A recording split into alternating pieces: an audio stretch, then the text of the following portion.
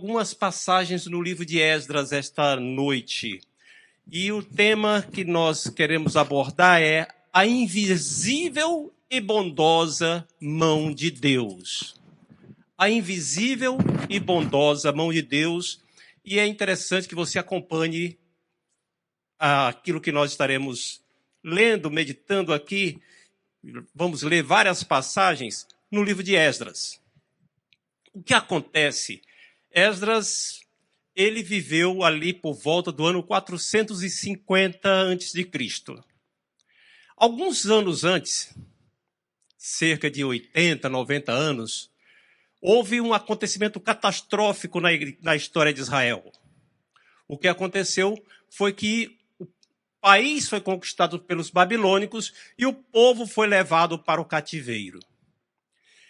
Ficou lá no cativeiro, essa conquista começou no ano 606 a.C., no ano 586, Jerusalém foi completamente destruída, o templo destruído, e o povo estava no exílio. E agora Esdras estava lá no exílio. Aliás, depois desse tempo do exílio, cerca de 70 anos, teve o primeiro retorno com Zorobabel, e depois veio o segundo retorno com Esdras. O que é que acontece então? Começa a acontecer uma porção de coisa misteriosa, uma porção de acontecimentos favoráveis àquilo que Esdras tinha no coração.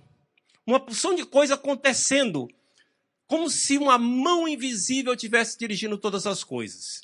E aí você que é crente, você que é cristão, que conhece a Bíblia, saca logo, foi a mão de Deus. No entanto, o que acontece é que desde os dias do rei Ezequias e do profeta Isaías, Deus não operava de uma maneira ostensiva. Não se via Deus fazendo grandes livramentos, grandes milagres, grandes realizações, como tinha acontecido lá no livro de Êxodo, Mar Vermelho se abrindo, fogo caindo do céu, desde os dias de Elias não se via. Nada disso acontecia mais.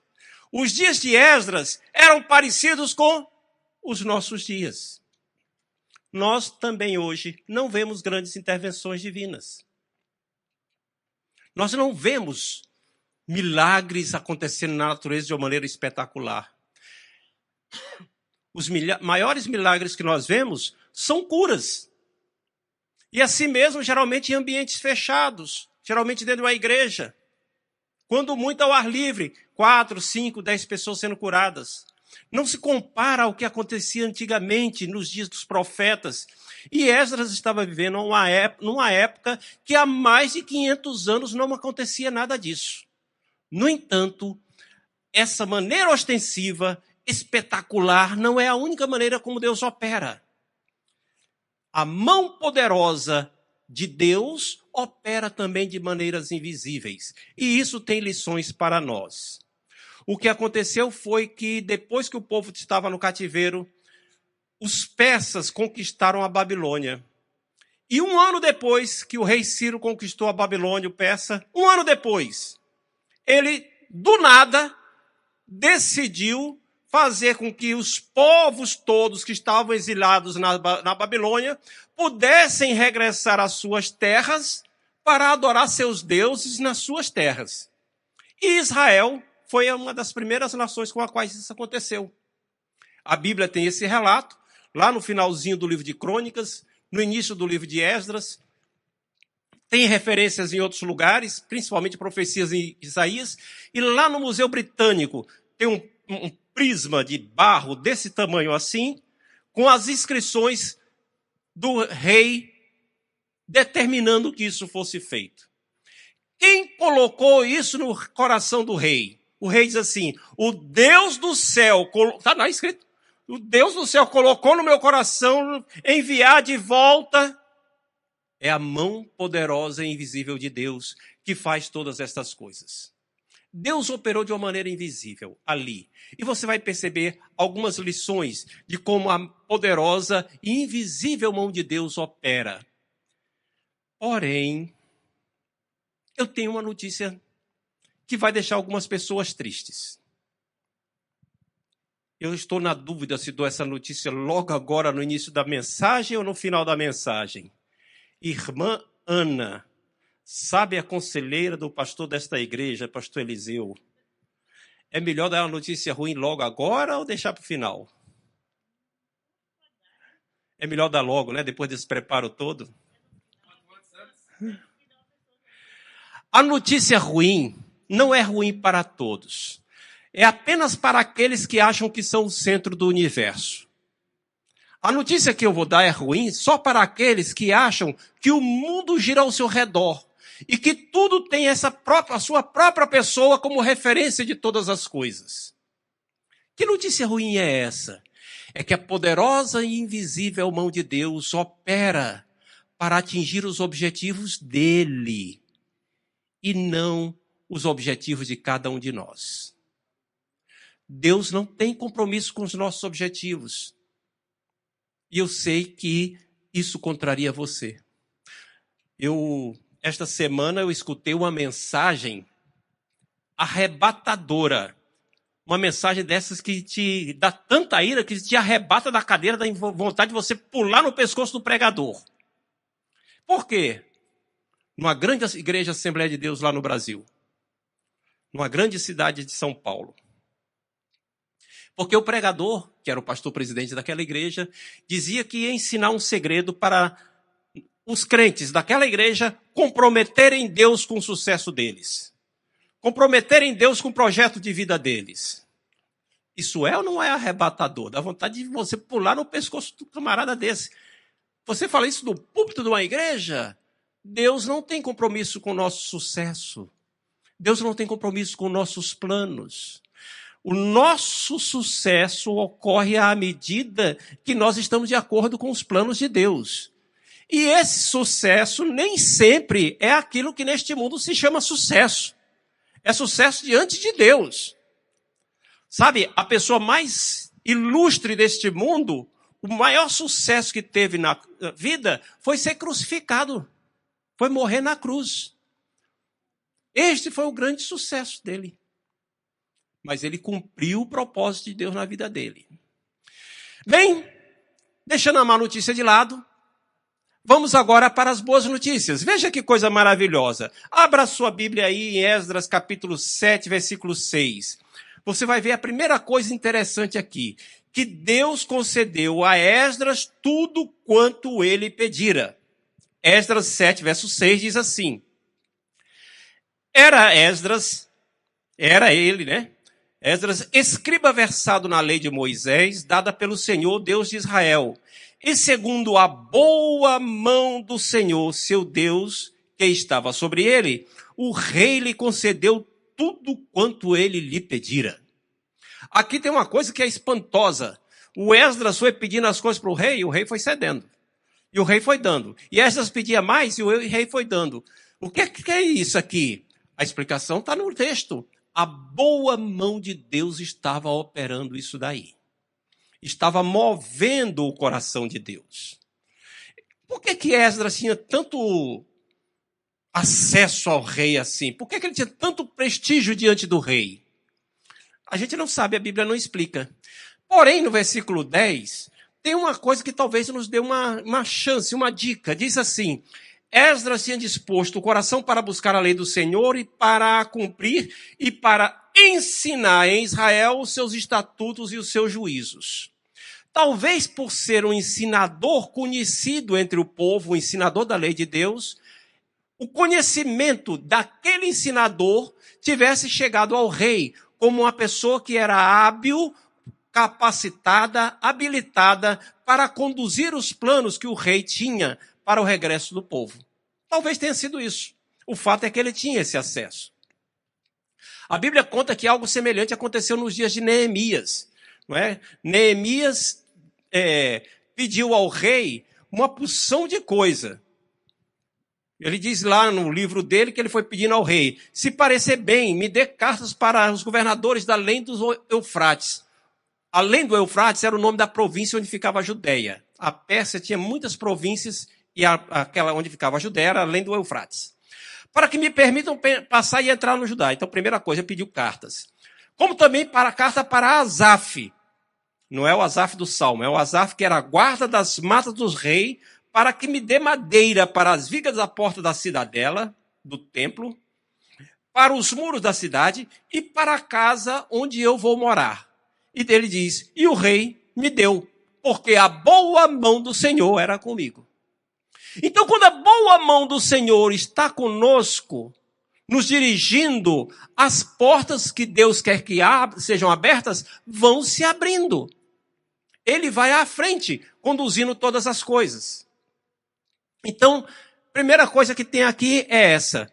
Deus fez o rei dar tudo quanto Esdras pedia. Veja o capítulo 7, versículo 27 agora. Vamos ler o versículo 27 e a parte A do versículo 28. Lá você vai perceber que Deus moveu o coração do rei, não só para atender ao que Esdras pediu, mas também para ornamentar a casa do Senhor, o templo que ia ser restaurado em Jerusalém. O templo já tinha sido reconstruído, cerca de 80 anos antes, lá para o Zorobabel, mas aí ele estava com todo já caidinho, né? Afinal de contas, eram 80 anos e a coisa muito pobre e não havia muitos recursos, a coisa ficou caída. Então, o rei quis restaurar.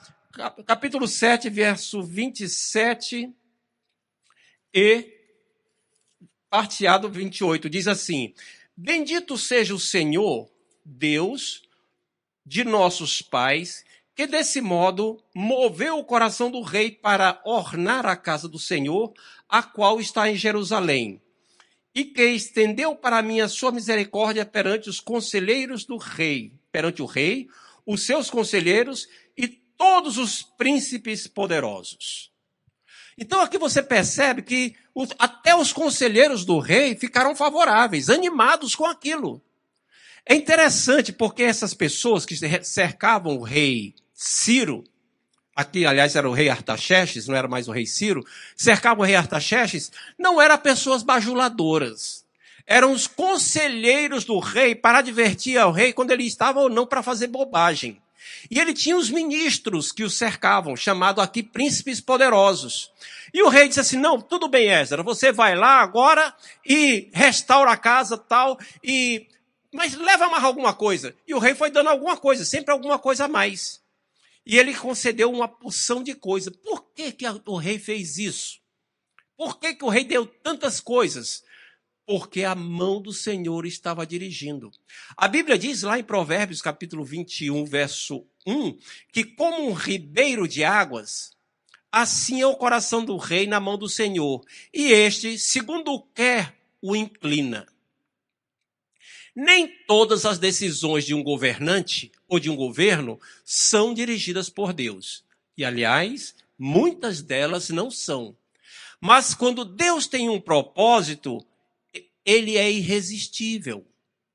Ninguém pode controlar. Deus quer uma coisa, aquilo vai acontecer. E Deus dirige. De repente, as pessoas ficam animadas com aquilo. Os conselheiros do rei ficam simpatizando com a ideia. As coisas vão acontecendo, porque Deus tem um propósito naquilo. E foi o que aconteceu ali. O rei concedeu tudo quanto ele pediu. Veja uma relaçãozinha do que ele pediu no capítulo 7, versículos 21, 22 e 24. Veja aqui. 21, 22 e 24. Eu mesmo, aqui é a carta do rei Artaxerxes. Eu mesmo, o rei Artaxerxes, decreto que os tesoureiros que estão da além do Eufrates, a província da além do Eufrates, tudo quanto vos pedir o sacerdote Esdras, escriba da lei do Deus do céu, pontualmente se lhe faça. Até 100 talentos de prata. Isso são toneladas de prata. Toneladas. Até 100 coros de trigo. Nas minhas contas aqui, isso dá cerca de, aliás, dá também toneladas de trigo.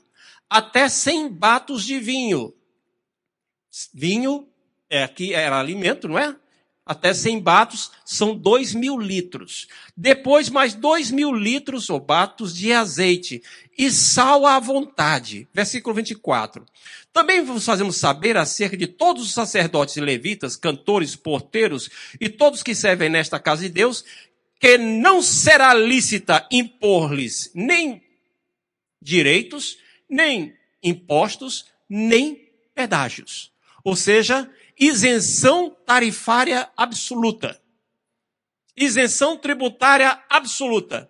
Não cobra nada, não cobra imposto, não cobra pedágio, não cobra nada dos crentes. Que é isso? Misericórdia. Por quê? O que é que está acontecendo aqui? Está acontecendo que a boa mão de Deus está agindo. Deus tinha um propósito. E aí as coisas vão acontecendo, porque Deus abre as portas para acontecer aquilo que ele tem em mente. Deus fez coisa que não passava pela cabeça de Esdras. Não passava. Muito bem. Então essa é a segunda coisa que Deus fez. Segunda manifestação da mão de Deus. Veja a terceira manifestação da mão de Deus. Terceira manifestação, Deus animou a Esdras para a imensa tarefa que ele havia recebido. Aqui a gente tem que fazer uma pausa. Veja lá a parte B do versículo 28. Eu li a parte A, capítulo 7, verso 28. Agora a parte B diz assim: assim me animei, segundo a boa mão do Senhor meu Deus sobre mim, e ajuntei de Israel alguns chefes para subirem comigo. Me animei. Sabe o que quer dizer isso, pastor Eliseu? Que quando o rei chegou para ele e disse: Esdras, eu ouvi dizer que você é uma pessoa habilitada a ensinar a lei em Israel, então eu quero que você lidere uma caravana de algumas centenas de pessoas por cerca de 1.600 quilômetros a pé para restaurar o templo lá em Jerusalém e ver o que é que está acontecendo de errado lá. Eu ouvi dizer que tem umas feras comendo as pessoas lá, porque não estão observando o culto direito. Vai lá ver o que é isso. Esdras tremeu na base. Tremeu na base. Por quê? Porque era uma tarefa imensa. Na verdade, ela envolvia mais de 1.700 pessoas. 1.700 pessoas andando, alguns a cavalo, ou de burro, outros a pé, mas andando por 1.600 quilômetros. Uma viagem dessa, a previsão era durar mais de 2 meses, ou cerca de 2 meses. 2 meses. Sabe como é que acontecia? E o grosso da caravana parava. Aí um destacamento à frente procurando comida e água para 1.000 e tantas pessoas. Quando tivesse, as pessoas avançavam. Dizia, tem comida lá. Parava de novo. Eles não ficavam levando comida para 2 meses. Não tem como. Não tem como levar água, um suprimento de água desse.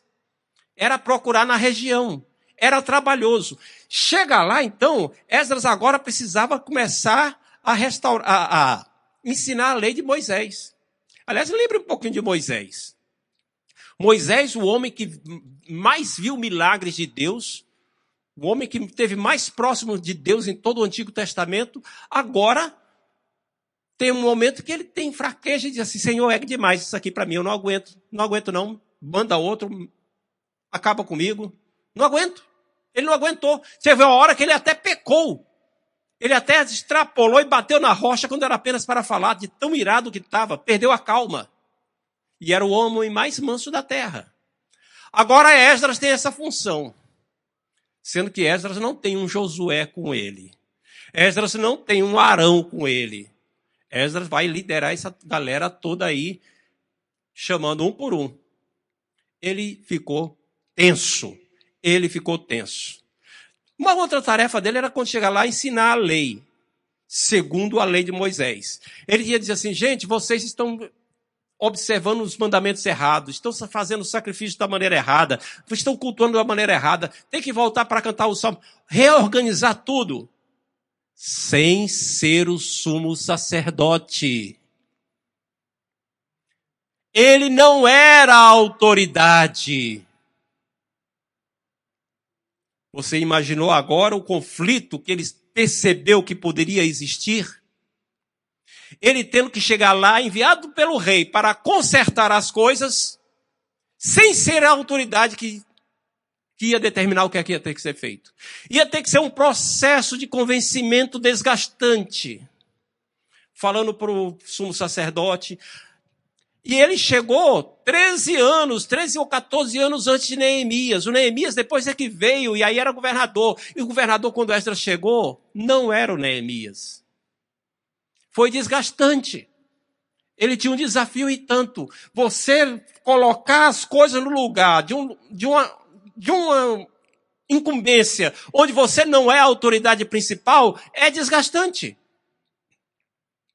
Mas era isso que ele tinha que fazer. Essa era a segunda coisa que ele tinha que fazer. Uma terceira coisa que Esdras tinha que fazer era ensinar a lei em Israel. Mas para isso era preciso ele preparar primeiro as pessoas.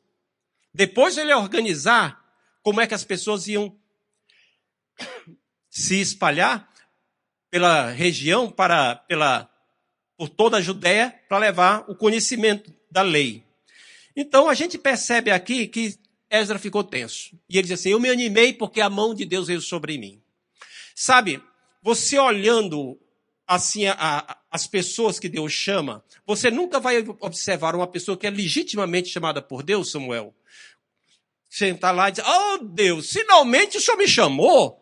Que demora, há muito tempo que eu estou preparado, só agora que o Senhor me chama. Ainda bem, hein? Você nunca vai ver nada assim.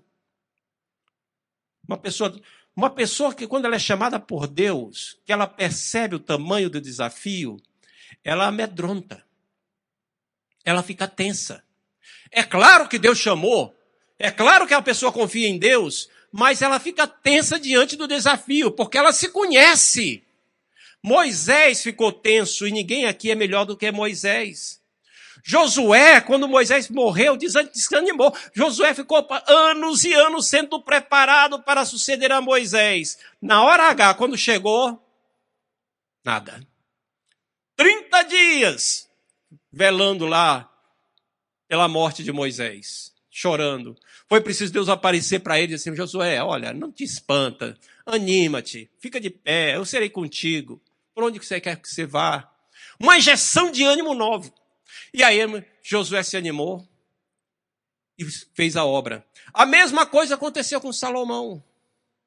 Antes de morrer, Davi chamou Salomão, esforça-te, seja homem, faça a obra, te revista de coragem e tal, deu as orientações todas. E a Salomão, Senhor, quem sou eu? Uma criança diante de ti. Jeremias então disse assim, Senhor, eu sou um menino. Então, deixa-me dizer uma coisa. Se você está prontinho para ser chamado por Deus e já está dizendo assim, estou pronto, quer dizer que você não está. Quer dizer que você não está. Ou você não se conhece, ou você não conhece o trabalho que tem que fazer. É preciso a gente colocar-se diante de Deus em humildade. Nós nos colocarmos diante dele em humildade, dizer, Senhor, me prepara para o desafio que tu tens para mim. Foi isso que ele fez. Tem certas tarefas cujo ânimo para nós só pode vir de Deus. Só Deus fortalece. Só Deus dá ânimo. Porque quando você vê o que está acontecendo, as complicações começam a surgir, dá vontade de desistir, pegar o chapéu e ir embora. É humano, não é incredulidade. Diariamente acontece com dezenas de pessoas assim, pastores aqui nos Estados Unidos. Diariamente, todos os dias, dezenas pegam o chapéu e vão embora. Diariamente. Porque os desafios são grandes. A mesma coisa acontece com líderes de louvor. A mesma coisa acontece com chefes de departamentos de administração das igrejas. A mesma coisa acontece com professores de escola dominical. Onde quer que haja uma obra de Deus para fazer, um trabalho de Deus para fazer, as pessoas ficam tensas quando vêm ou logo em seguida. Mas a boa notícia é que a mão do Senhor lhe fortalece. A boa mão de Deus sobre você lhe renova, lhe dá ânimo. Muito bem, vamos agora para uma outra manifestação, uma quarta manifestação da boa mão do Senhor. Está ainda agora no capítulo 8. Versículo 18 a 20. Esdras capítulo 8, de 18 a 20. Aqui, na verdade, deixe-me contar primeiro o que é que está acontecendo. O que é que está acontecendo? É que havia falta de levitas na caravana. Esdras juntou uma opção de gente para ir com ele, ele falou, né? Juntei alguns chefes, alguns líderes para ir comigo, e aí ele começou a fazer uma inspeção nas pessoas. Aí veja o que ele diz lá no versículo 15. Ajuntei-os perto do rio que corre para Ava, onde ficamos acampados 3 dias. Passando revista ao povo e aos sacerdotes, e não tendo achado nenhum dos filhos de Levi, eita lasqueira, ele viu lá que havia cacique demais, estava faltando índio. Havia sacerdote, sacerdote ensina a lei e oferece os sacrifícios. Mas quem é que ia carregar os instrumentos do templo? Quem é que ia servir de porteiro no templo? Quem é que ia fazer com que a água necessária para limpar o sacrifício, o chão do sangue todo, quem é que ia fazer isso? Tudo é trabalho de levita. Levita até cantava. Agora não esqueça, por exemplo, que o templo em Jerusalém fica em cima de um monte. E você até hoje não viu um rio subir um monte. Em cima de monte não corre rio. O templo estava lá em cima do monte. E aí a água tinha que ser levada para lá. Isso era o trabalho dos levitas.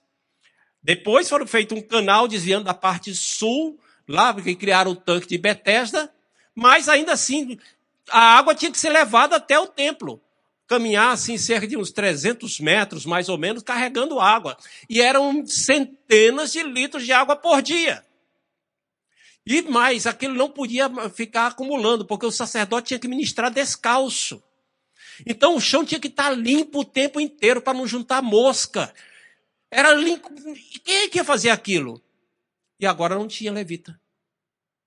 Tinha cacique demais, estava faltando índio. Estava faltando gente para trabalhar. Mas a boa mão de Deus estava em ação. Veja o que ele diz assim. Enviei, no versículo 16, enviei Eliezer, aí ele diz mais o nome das outras pessoas. No versículo 17, enviei o Zaído, chefe em Casifia, e lhes dei expressamente as palavras que deveriam dizer a Ido e aos servidores do templo, seus irmãos, para nos trazerem ministros para a casa do nosso Deus. E trouxeram-nos segundo a boa mão de Deus sobre nós. Um homem sábio dos filhos de Mali, filho de Levi, filho de Israel, a saber, Serebias, tal de seus filhos, irmão 18. E aí ele dá a relação. Eu somei quantos eram no total? 258. Deus já havia preparado 258 auxiliares para irem com Esdras.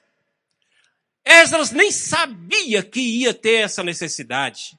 Ele já estava com todo mundo pronto para partir, aí foi fazer uma contagem no povo, aí de repente caiu a ficha, está faltando levita. Cadê os levitas? E agora? Tem que ter levita? Manda perguntar para Ido se tem algum levita. Tinha um depósito de levitas lá com os 258 guardadinhos, pronto para virem. Pronto para servirem ao Senhor. Pronto para viajarem. Isso é a boa mão de Deus. Aleluia. Deus não improvisa. Deus não faz remendo. Deus não é surpreendido. Deus olha na frente, lá na frente no futuro, e aqui no passado Ele toma as providências para as coisas acontecerem como Ele deseja que aconteçam lá na frente. Esse é o nosso Deus. Esse é o seu Deus.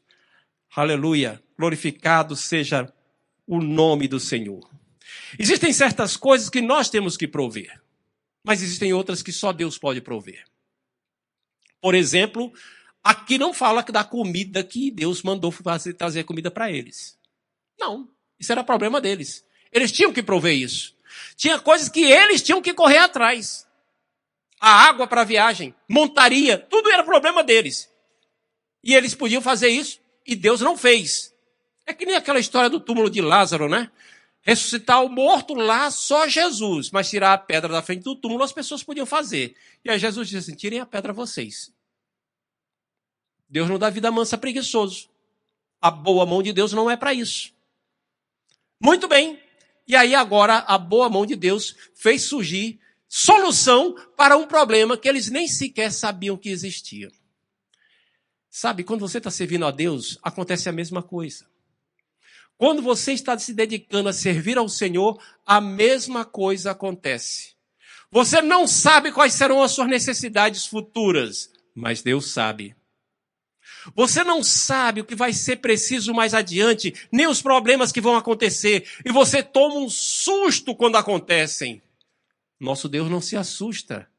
Ele já sabia.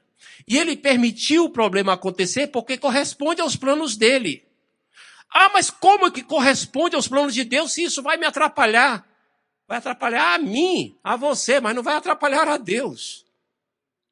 Isso apenas vai me forçar a mudar de direção para poder tomar a direção que Deus quer. Sabe, você já dirigiu muitas vezes por aqui. Está acostumado a andar de carro. E de vez em quando aparece um guarda com a mão assim, mandando você seguir numa direção que você não ia. Já aconteceu? Acontece muito, não é? Muito bem. E você, puxa vida. Só que lá na frente está um problema. O guarda está evitando que você tenha um problema maior. E ele te orienta por um desvio, para que você possa chegar em segurança onde você vai. Nosso Deus faz isso, só que de uma maneira eterna, muito mais poderosa, muito mais abundante, muito mais amorosa. Vamos para uma quinta manifestação da boa mão do Senhor. Está lá no capítulo 8, versículo 21 e 22, não é? Esdras 8, 21 e 22. Aqui é interessante, porque aqui você vai ver o susto que Esdras tomou. Não é? Quando Deus atendeu o clamor dos que viajavam e lhes deu uma jornada feliz. Veja bem, eu vou ler os versículos 21 e 22. Esdras 8, 21 e 22. Então apregoei ali um jejum junto ao rio Ahava, para nos humilharmos perante o nosso Deus e para lhe pedirmos jornada feliz para nós, para nossos filhos e para tudo o que era nosso. Porque tive vergonha de pedir ao rei, exército e cavaleiros para nos defenderem do inimigo no caminho.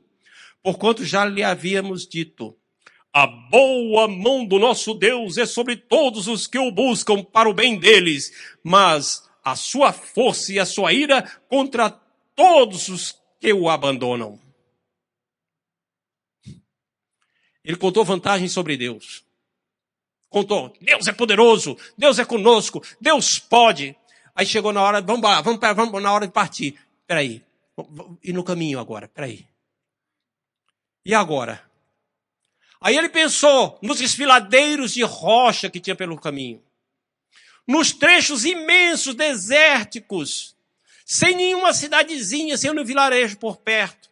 Nos locais propícios a emboscadas, onde ficavam os piratas das estradas, que assaltavam as caravanas. Começou a vir isso tudo na mente dele. E ele disse, não, eu tinha que ter pedido ao rei, mas eu fui ali para ele que Deus é poderoso para nos guardar. E agora? Sabe, e agora tem ocasiões que a gente tem que apresentar as coisas diante de Deus em oração. Mas tem horas que a gente tem que apresentar diante de Deus as coisas com a oração reforçada. O reforço da oração é. Como é o reforço da oração? Jejum. Jejum é o reforço da oração. Jejum não substitui a oração. Não. O jejum não ocupa o lugar da oração, mas o jejum é um quebrantamento diante de Deus que nos faz ficar mais próximos dele. E com isso, a nossa intercessão, o nosso clamor ganha força. Não é porque eu estou passando fome. Não. Sacrifício não tem valor nenhum para obter mérito diante de Deus. Mas existe algum mistério que envolve jejum. E quando a pessoa jejua, ela fica mais próxima de Deus. E existem determinados problemas, determinadas causas que a gente tem que orar com um reforço. E esse reforço é o jejum. E foi isso que Esdras fez. Ele começou a orar por aquilo. E Deus respondeu. Porque está escrito, ele me invocará e eu lhe responderei. É o segredo do Salmo 91. Aquele que habita no esconderijo do Altíssimo, sabe? Que descansa sobre o Onipotente. O segredo está lá no finalzinho do Salmo, versículo 15 e 16, do Salmo 91. Ele me invocará e eu lhe responderei e lhe mostrarei a minha salvação. É a oração que faz com que a proteção de Deus venha. Deixa eu dizer uma coisa para você. Nada pode impedir os planos de Deus. E muitas vezes Deus nos usa para os seus planos. Mas Ele não conta conosco para isso. Ele não precisa de nenhum de nós. E aí tem coisas que Deus faz sem nós nem pedirmos. Nós não pedimos, mas Deus faz. Por exemplo, ninguém aqui pediu para o sol brilhar hoje de manhã, nem para o seu coração ficar batendo o dia todo. Alguém pediu? Não. Mas Deus está fazendo isso. Deus está fazendo coisas que a gente nem pediu. Mas Deus também decidiu fazer algumas coisas só se a gente pedir. Tem coisas que Ele decidiu fazer só se você pedir. Por que Deus faz isso? Irmão, meu querido, eu não peço satisfações a Deus. Eu só tento aprender a maneira como Ele age. Mas não peço satisfações a Ele. Por que o senhor está fazendo? Não. Tem coisas que Ele quer que nós tenhamos intimidade com Ele, compartilhemos com Ele, tenhamos vida íntima com Ele, para poder pedir e apresentar as nossas necessidades com súplicas e ações de graças. E aí Ele nos atende. Se você não pedir, Ele não atende. Porque você não pediu. Ele conta com a sua vida com Ele, para poder lhe atender, para poder lhe guiar. E aqui foi uma situação dessas. Deus queria proteger, então eles foram orando lá para aquilo ali. É importante a gente saber disso, que Deus atende aquele que o invoca. Muito bem. Eu estou lembrando agora do irmão André, aquele chamado contrabandista de Deus. Lembra? O irmão André continua vivo, ele está vivo ainda faz conferências. Né? É uma bênção. Ele conta no livro dele que uma vez ele estava para entrar com um carregamento de Bíblia no porta-mala do carro, contando de não ser parado na fronteira para ser inspecionado. E os carros foram passando, quando chegou na vez dele, o guarda mandou ele parar e mandou abrir o porta-mala. Ele sabia que ia ser preso. Vou ser preso. Não tem para onde. Gelado, pés frios, nó no estômago, foi lá, abriu o porta-mala. O guarda olhou, chegou, olhou as Bíblias, olhou para o lado, olhou para o outro, fechou o porta-mala, pode ir. O que aconteceu? O guarda não viu as Bíblias? Parece que não. Deus cegou os olhos do guarda para aquilo ali? Parece que sim. Foi mais ou menos o que aconteceu com Esdras e a caravana dele. Esdras estava lá e de repente, cadê os bandidos? Aí andando. Primeira quinzena, segunda semana, terceira semana, quinta semana. E cadê os bandidos? Graças a Deus não tem bandido. Graças a Deus. Os bandidos não apareceram. Os bandidos não vieram. Por quê? Porque a boa mão do Senhor estava sobre ele e os guardou. Aleluia. Deus é poderoso. Sexta e última manifestação da boa mão do Senhor. Os exilados que retornavam chegaram em paz a Jerusalém. E aí nós vamos voltar para o capítulo 7, versículos 8 e 9. Capítulo 7, 8 e 9. Diz assim: Esdras chegou a Jerusalém no 5º mês, no 7º ano deste rei, o rei Artaxerxes. Pois no 1º dia do 1º mês partiu da Babilônia, e no 1º dia do 5º mês chegou a Jerusalém, segundo a boa mão do Senhor sobre ele. E aqui tem uma coisa interessante, eles chegaram lá em paz, mas a viagem demorou 4 meses. Não demorou 2 meses. Opa, temos que pensar o que é que aconteceu. Vamos lá para o capítulo 8, verso 31. 8:31.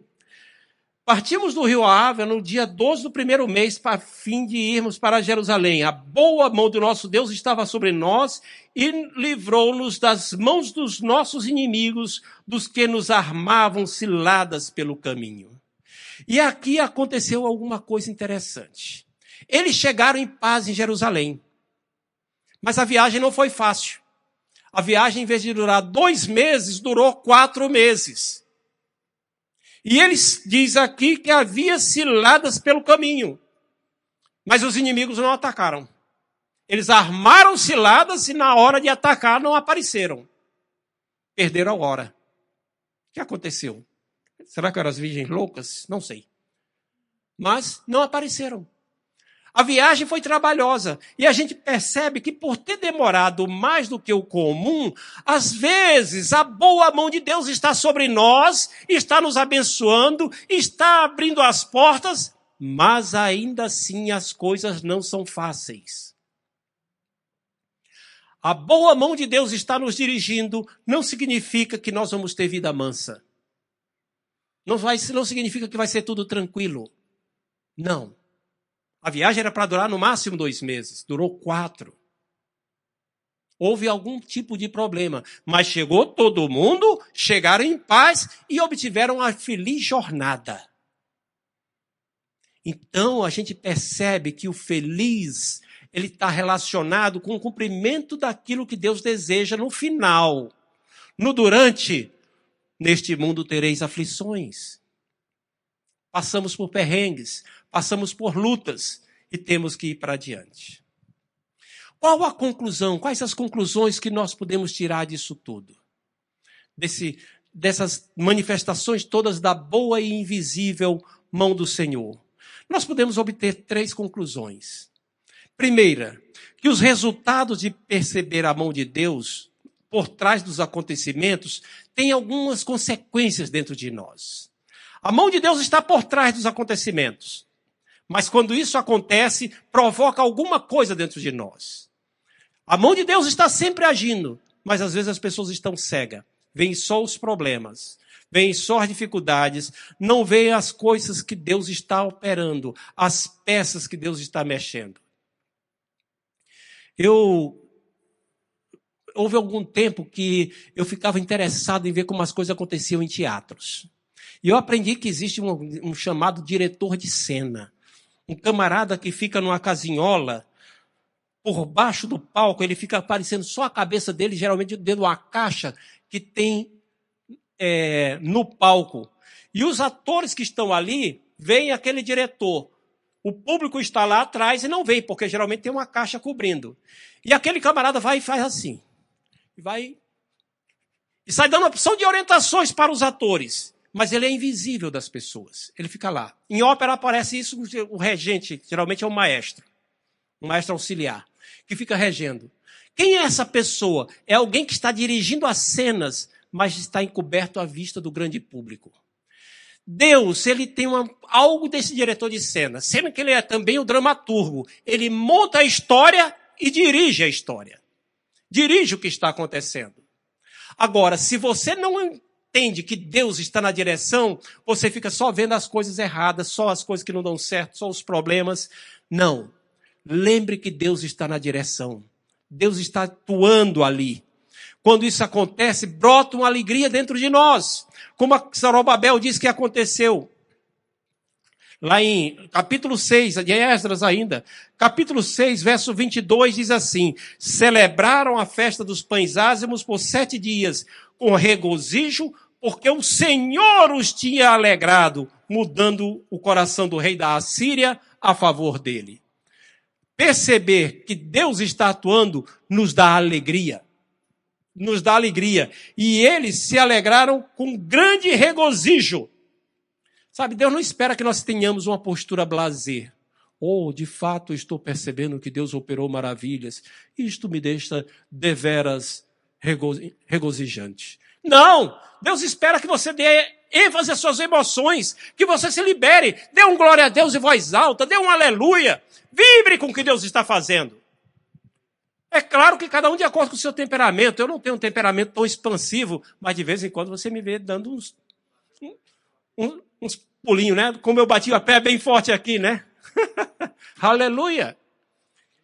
Deus, você perceber que Deus está fazendo as coisas, gente, isso dá um ânimo extra para nós. Dá uma energia tremenda.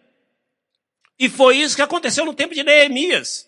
Quando Neemias, está lá no capítulo 2, verso 18 de Neemias, ele diz que ele chegou lá e foi falar para as pessoas o que estava acontecendo, todo mundo ficou olhando para ele desconfiado, esse camarada chegou aqui, esse governador novo está querendo fazer muita coisa aqui diferente. Aí ele chamou a liderança assim, senta aqui. Deixa eu contar para vocês o que aconteceu. Olha, eu era copeiro do rei, e aí começou a contar. E contou todas as maneiras, todas as coisas que Deus fez, que propiciaram que ele estivesse lá. E as pessoas, uau, foi isso mesmo? Caramba, rapaz, Deus está nisso. Aí quando Neemias acabou de contar, se animaram. Rapaz, nós estamos contigo, vamos fazer as obras, vamos lá, vamos nos animar. porque perceberam a boa mão do Senhor em ação. Glória a Jesus. Essa é uma coisa que Deus faz. Hoje também a boa mão de Deus está operando. Opera. Deus está fazendo. Basta você ter um pouco de atenção para perceber o que Ele está fazendo. Você vai perceber isso quanto mais você estiver em sintonia com Ele. Ele vai mostrar para você como é que Ele está dirigindo as coisas. Não tenha impaciência. Não tenha pressa. Não seja assodado, como dizia o Paulo Maluf. Vá devagar no ritmo de Deus. Deixe que Deus conduza. Ele vai manifestar a boa mão dele, abrindo portas, fechando portas, facilitando coisas, dificultando coisas, dando a direção para que tudo chegue ao ponto que ele deseja. Porque ele é o dramaturgo, o autor da história e é também o diretor da cena. Deus faz isso. Como é que nós podemos aplicar isso na nossa vida de uma maneira bem prática? Primeiro, confie na soberania e fidelidade de Deus. Confie que Deus é soberano. Não fique achando que você é que tem que tomar providências. Não fique achando que você tem que fazer as coisas. Confie que Deus é soberano e fiel. Em segundo lugar, se dedique inteiramente a cumprir o seu papel no plano de Deus. Com todo o ânimo, como Esdras fez, como Neemias fez, como Moisés fez. Se dedique inteiramente. E qual é o seu papel no plano de Deus? O papel de cada um de nós no plano de Deus sempre envolve basicamente 3 áreas, sempre e somente essas 3, do ponto de vista básico. Primeiro, sua comunhão com Ele. Você tem que aprofundar a comunhão pessoal com Deus. Segundo, cuide da sua família, segundo a orientação da palavra de Deus. Depois da comunhão com Deus, a coisa mais importante é cuidar da família. Nem que para isso você tenha que trabalhar. Pois é, tem gente que tem que trabalhar para cuidar da família. Tem que ter o ganha-pão, né? É. Mas o importante é a família, não é o trabalho. Terceiro, coopere na obra de Deus com o melhor de suas habilidades. Com o melhor das habilidades que Deus lhe deu. Cada momento, Deus vai empregar uma habilidade diferente sua. E você vai estar sempre impaciente porque você tem muito mais habilidades do que são possíveis serem empregadas no mesmo momento. Mas a cada momento haverá uma habilidade específica de Deus para você. Sirva a Deus, coopere na obra de Deus com o melhor de suas habilidades a cada momento. E Deus vai glorificar o nome dele na sua vida. Você vai perceber a atuação da mão de Deus lhe dirigindo. Amém? Ore comigo agora, em nome de Jesus. Se você foi edificado pela mensagem, inscreva-se no canal, compartilhe e ajude a divulgar a palavra de Deus.